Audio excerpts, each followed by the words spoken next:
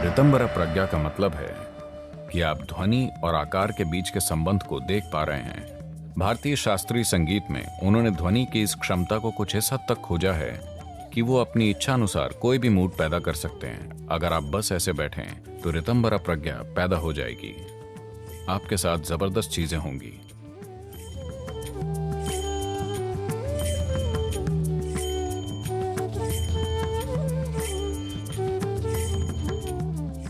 बोध का एक विशेष आयाम होता है जिसे ऋतंभरा प्रज्ञा कहते हैं। ऋतंभरा प्रज्ञा, प्रज्ञा मतलब है बोध। ऋतंभरा प्रज्ञा यानी ऋतंभरा प्रज्ञा का अर्थ है कि आप ध्वनि और आकार के बीच के संबंध को देख पा रहे हैं। हम शायद आप में से कई लोगों के साथ इस पर बात कर चुके हैं। यदि आप किसी ध्वनि को ऑसिलोस्कोप जैसे ध्वनि मापने वाले उपकरण में फीड करते हैं तो हर एक ध्वनि एक आकार या एक पैटर्न बनाती है। आज ये बात सभी जानते हैं कि हर एक ध्वनि का एक अलग पैटर्न होता है। काफी शानदार प्रयोग किए जा चुके हैं, लेकिन सबसे आसान ये होगा अगर आप सिर्फ एक धातु की शीट लें और मान लीजिए इसके नीचे एक स्पीकर रखें और एक खास प्रकार की ध्वनि बजाएं। अगर आप उस पर कुछ हल्के दाने जैसे रेत या कुछ और रखें तो आप देखेंगे वो दाने एक विशेष तरह से खुद को व्यवस्थित कर लेंगे।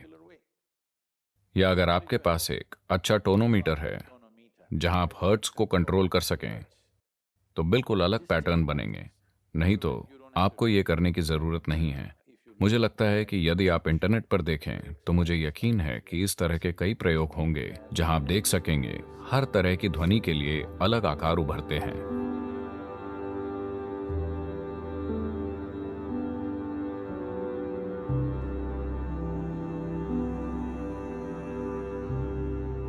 तो हर ध्वनि के साथ एक आकार जुड़ा होता है। इसी प्रकार हर एक आकार के साथ एक ध्वनि जुड़ी होती है। अब ये कैसे पता करें? प्रश्न ये उठता है, कैसे पता करें कि कौन सा आकार सही है? मेरा मतलब है एक खास प्रकार की ध्वनि को आकर्षित करता है या एक निश्चित प्रकार की ध्वनि को दर्शाता है। बोध के इस आयाम को ऋतंभरा प्रज्ञा कहते हैं। बिना किसी पृष्ठभूमि के इसके बारे में बात करने से ये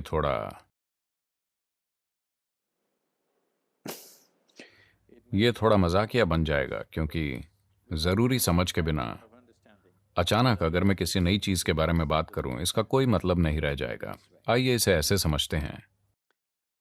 अगर आप संगीत सुनते हो, बात संगीत में मौजूद शब्दों की नहीं है। मान लीजिए कि आप केवल आवाज या एक वाद्य यंत्र सुनते हैं। क्या आपने देखा है कि अलग अलग ध्वनियां आपके ऊपर अलग अलग असर डालती हैं? एक खास ध्वनि आप में प्रेम की भावना लाती है, दूसरी ध्वनि आपको शांति देती है, कुछ ध्वनियां चाहती हैं कि आप झूम उठें। अलग अलग चीजें सिस्टम पर तरह तरह के असर डालती हैं। भले ही आप एक जागरूक श्रोता न भी हों, फिर भी ऐसा हो सकता है। कहीं कोई लयबद्ध संगीत बजा रहा है, लोक संगीत या मान लीजिए कि रॉक म्यूजिक चल रहा है। आप वास्तव में नहीं सुन रहे हैं, आप बैठकर अखबार पढ़ रहे हैं या कुछ और कर रहे हैं। शरीर हिलना चाहता है। यह पहला संकेत कि यह नृत्य करना चाहता है। In Indian classical music, they have explored this sound thing to such an extent, they can create any mood they want. भारतीय शास्त्रीय संगीत में उन्होंने ध्वनि की इस क्षमता को कुछ इस हद तक खोजा है कि वो अपनी इच्छा से कोई भी मूड बना सकते हैं। इसका कुछ अनुभव करने के लिए, अगर आप संगीत सरल चीज है, इसमें कोई जोखिम नहीं है। आपको ऐसा संगीत सुनना चाहिए जिसमें शब्द ना हो। इसका मतलब ये नहीं है कि आप लिफ्ट वाला संगीत सुनने लगें, उस तरह का नहीं। कुछ लोग ध्वनियों के विभिन्न स्तरों की खोज कर रहे हैं, चीजों को व्यक्त करने के विभिन्न तरीके, जिसमें शब्द ज्यादा नहीं हैं, कुछ शब्द हो भी सकते हैं। भारतीय शास्त्रीय संगीत ऐसा है। पश्चिमी शास्त्रीय संगीत भी कुछ हद तक ऐसा है, पर उसमें वाद्य यंत्र ज्यादा होते हैं, है ना? कम से कम ज्यादा आवाज नहीं है। यदि आप ध्वनि पर आधारित संगीत सुने जिसमें ज्यादा शब्द न हों, तो कुछ हद तक आप इस पर अपनी पकड़ बना पाएंगे। इसे करने का एक बेहतर तरीका यह होगा कि इसमें खास मंत्र हों, लेकिन यह तकनीकी रूप से सही होना चाहिए।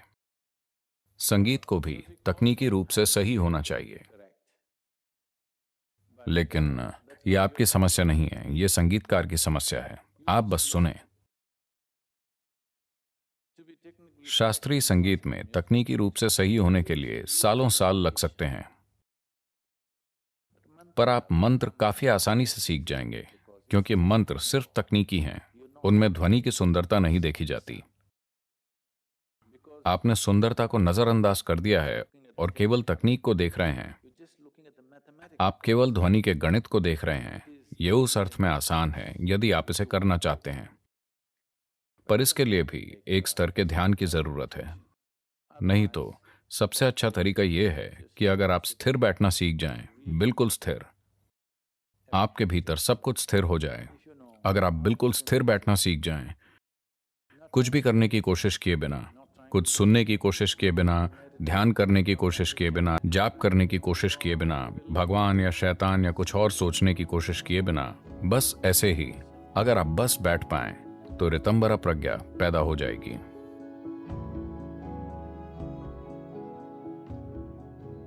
एक और तरीका जिससे आप ध्वनियों और इसके गुण का बोध पा सकते हैं वो है, अगर आप ऐसी जगह ढूंढ पाएं जहां मशीनों की आवाजें ना हों और आपका फोन टिंग टिंग ना करे। चुपचाप अगर आप पेड़ों, हवा, पानी की आवाजें सुन पाएं, सिर्फ प्राकृतिक ध्वनियां, अगर आप सिर्फ पर्याप्त ध्यान दें, आपके साथ अद्भुत चीजें होंगी। अगर आप, पता नहीं अब वो वहां है कि नहीं, शायद वो अब वैसा नहीं रह गया है। ये जंगल भी बनाया गया है। कई बार मैं दक्षिण भारतीय, आपको पता है, They're kind of tropical rainforests. उष्ण कटिबंधीय वर्षा वनों में रहा हूं। सबसे अधिक मैं वहां लगभग 23 दिन था। मैं लगभग 23 दिन के लिए जंगलों में रहा, अकेले। उन दिनों कोई मदद नहीं होती थी, कोई सेलफोन नहीं थे, और यहां तक कि टॉर्च की रोशनी भी नहीं थी।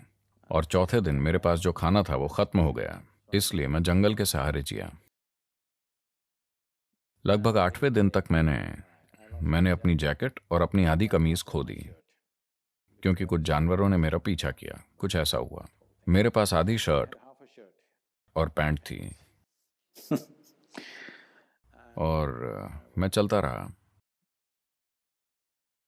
अब यह हाथियों वाला, बाघ वाला देश है। मैंने बाघ, तेंदुआ, हाथी, सभी प्रकार के, जंगली भैंसे, तमाम तरह के जानवर देखे, बहुत करीब से देखे। पर आखिर में अगर मैं पीछे मुड़कर देखूं कि मुझ पर सबसे बड़ा असर किसका पड़ा, वो थे कीड़े। नहीं नहीं नहीं, वो अमेरिका में टिक्स की तरह नहीं है, वो हमें काटते नहीं। वर्षा वनों में रातों में जो ऑर्केस्ट्रा चलता रहता है, हे भगवान, ये अविश्वसनीय है। और उनकी टाइमिंग हर रोज रात के 2:15 का मतलब है कि एक ग्रुप रुकता है और दूसरा शुरू हो जाता है। सच में उनके समय की समझ, हर दिन उसी समय, ठीक उसी पल, एक ग्रुप रुक जाएगा, दूसरा ग्रुप शुरू होगा। और आप नहीं जानते कि वो किस बारे में बात कर रहे हैं। वो जरूर कुछ ऐसी बात कर रहे हैं जिसे आप कतई नहीं जानते। वो सिर्फ बेवकूफ आवाजें नहीं निकाल रहे हैं। इसलिए अगर आप बस वहां बैठकर सुने सुने सुने और सुने, तो धीरे धीरे आप ध्यान देने लगते हैं कि इसका एक पैटर्न और एक संगठन है जो किसी भी मानव सिम्फनी से कहीं अधिक बड़ा है, जिसे आप पा सकते हैं, कहीं ज्यादा जटिल और कहीं अधिक तीव्र। इसलिए अगर आप सुने तो बस सुनना सुनना सुनना, सब कुछ सुनना सीखिए। मतलब ये कि आपको बात नहीं करनी है, आप समझे? बस सुने। आपको कुछ कुछ समझ में आएगा कि ध्वनि और आकार कैसे संबंधित हैं। लेकिन अगर आप इस पर शोध करना चाहते हैं तो एक अलग तरह की भागीदारी जरूरी है। पर हर चीज के लिए एकाग्र ध्यान होना चाहिए। क्या जरूरी है, क्या जरूरी नहीं, ये मत सोचिए। जो कुछ भी सामने आए उसे सुनना चाहिए। ये बहुत जरूरी है।